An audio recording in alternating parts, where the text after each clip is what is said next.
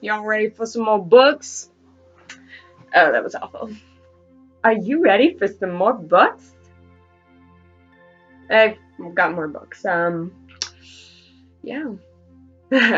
So, went thrifting, got crap ton of books for $2 because there was a special deal going on.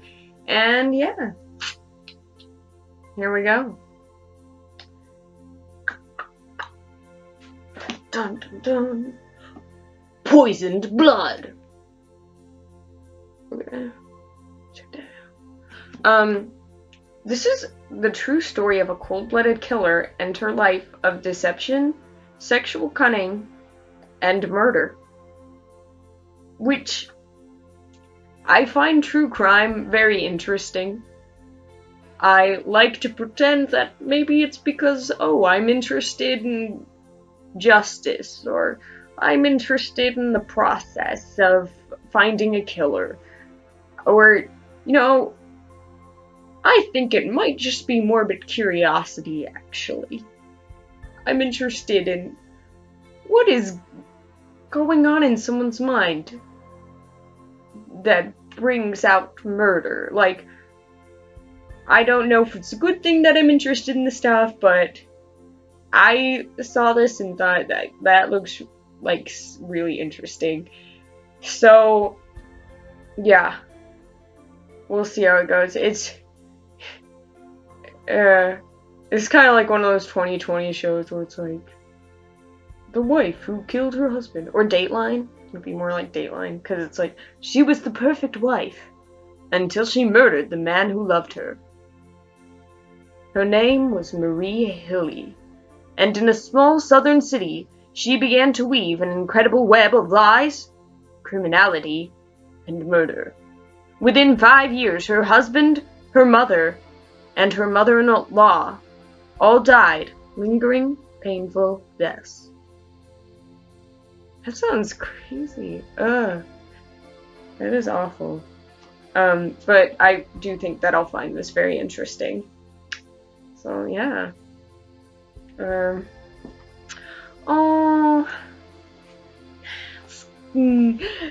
Okay, so I am hardcore in love with Robert Cormier because he wrote some of my favorite books. He wrote The Chocolate War, which I'm in love with, and like that book, read it in like 9th grade, and it just changed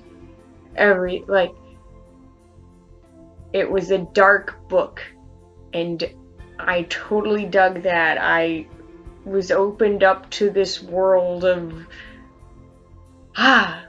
we don't have to have happy endings. Things can have meaning. Things can just, he writes from the perspective of young adults, but his books aren't necessarily for young adults. I found this in the children's book section, but I have a feeling that it is not subject matter that would necessarily be the most appropriate for a child, given, I mean, some kids can handle that. But he writes from the perspective of young adults because that is the perspective that he finds most interesting. And I think he gets some flack for that. But he and Judy Blume are really great about fighting against book banning. Well, he was, sadly. He's passed away. But I still, hold a deep, space in my heart for him. I love that man. I hadn't actually heard of this one yet. It's called Tunes for Bears to Dance To. Let's just read this back here. After his brother's death, Henry moves with his parents to a new town, where he meets and befriends Mr. Levine, an elderly survivor of the Holocaust who spends his days carving a replica of his childhood village. Enter Mr. Hairston, who holds power over Henry's life. He is a man of glittering promises, but he exacts a terrible price from Henry that involves the boy's friendship with Mr. Levine.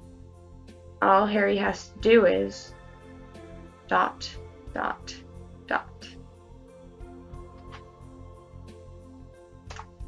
Yeah. I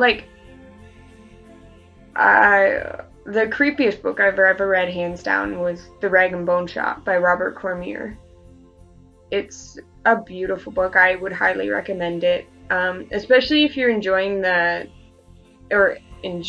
don't know if that's the right word, but if you're interested in the show Making a Murderer on Netflix, the docuseries. I'm not gonna be like spoilery, but it has to do with like police interrogation and murder and stuff like that. So it's really good. It's creepy.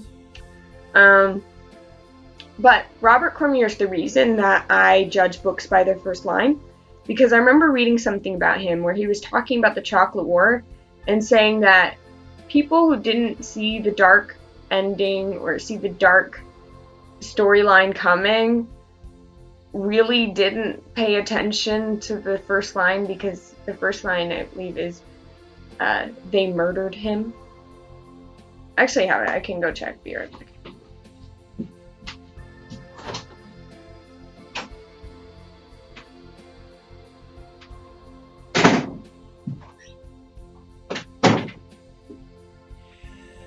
Here's my copy of The Chocolate War.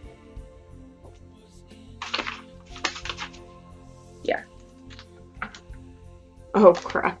That is not gonna show. Oh, there it is. They murdered him. So it's like foretelling of the darkness to come. But it's a really good idea to start out that opening line with something that really draws people in. That really drew me in, and also, as Cormier said, it's a foretelling of the tone of the book. So that's why I judge the first line, so I guess I have to do it to Cormier's other books.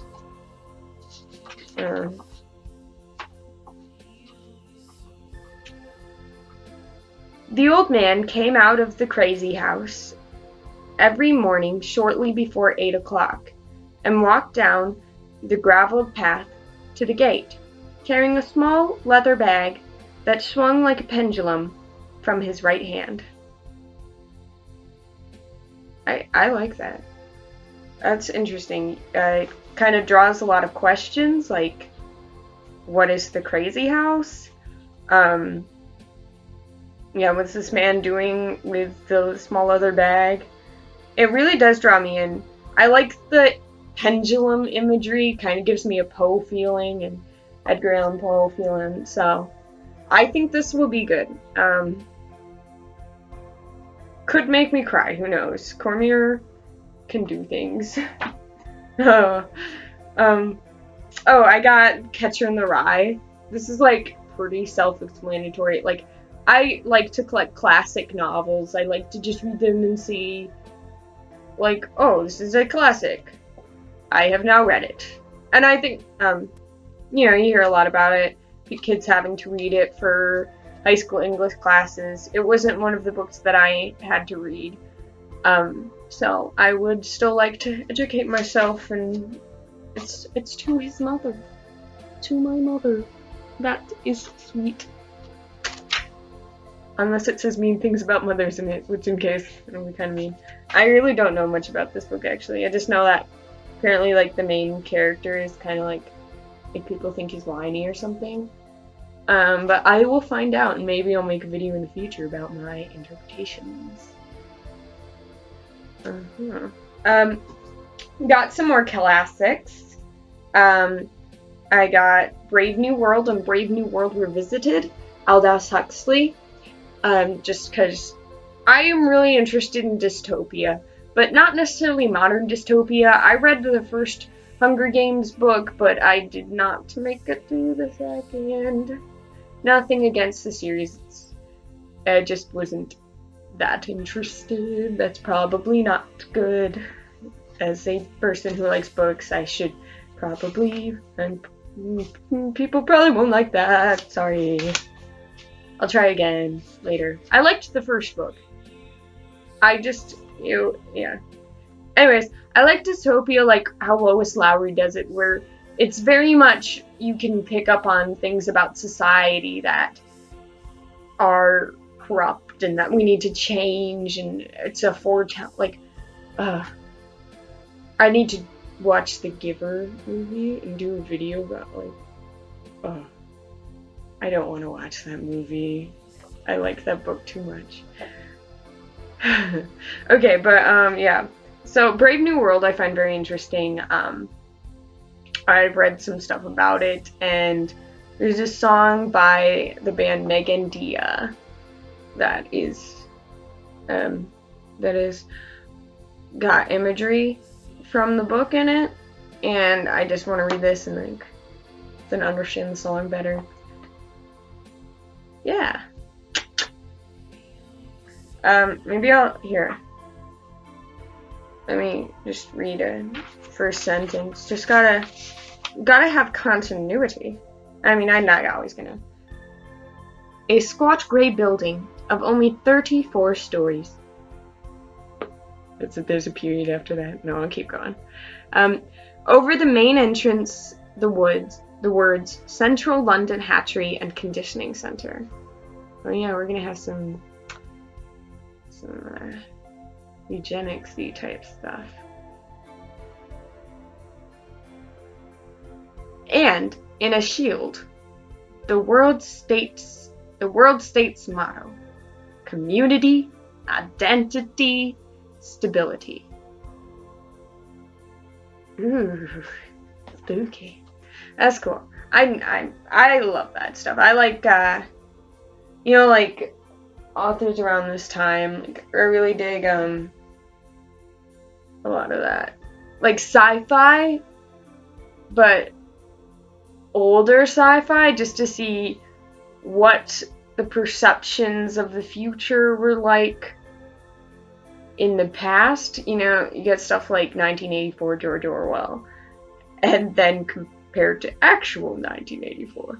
But and to understanding that, yes, this isn't actually what they might think the future is. Like, it's got meaning even if it doesn't come true in that sense.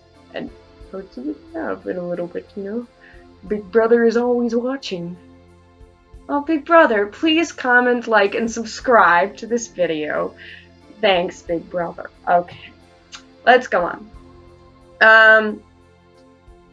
D.H. Lawrence, Women in Love. I know D.H. Lawrence because Lady Chatterley's Lover, which I haven't actually read yet, but I just thought, like, it's known for being all steamy and stuff. Like, maybe this is steamy. Got some steamy pictures here. I don't know. It seems interesting. Okay, I got an actual, like, modern-y book. The Natalie Bones. Yeah. Based on a movie. No, not based on a movie, but there's a movie adaptation of this book, and I think that looks fun. I like reading books and then watching the movie and seeing if the storyline carries through, if the message is transported in film format, you know. I think that will be interesting to find out. Last one is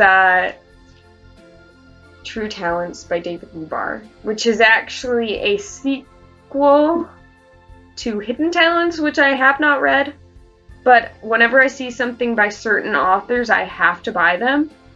Like something like Robert Cormier. If I see something Robert Cormier, I have to buy it because it's Cormier. Gotta support him. Same with David Liubar. He wrote Sleeping Freshmen Never Lie, which is probably, like, in the top 10 of my favorite books. But it's just a funny little book. It's like a guy starting freshman year of high school and writing letters to his soon-to-be younger sibling because his mom's pregnant, and he's like just dealing with normal adolescent struggles, and I find that really quite delightful. It's a fun book, and I also read Dunk by David Liubar, which is an interesting premise. It's about a kid who wants to work in a dunk tank in Jersey Shore. It wants to be the bozo who yells insults at people to try to get them to dunk them in the water, and I never heard of that being what someone wants to do. Okay, that's an interesting summer job right there, and it actually turned out to be like a really moving book. So I'll have to find Hidden Talent somewhere so that I can read it. And then this is kind of like teenagers with powers.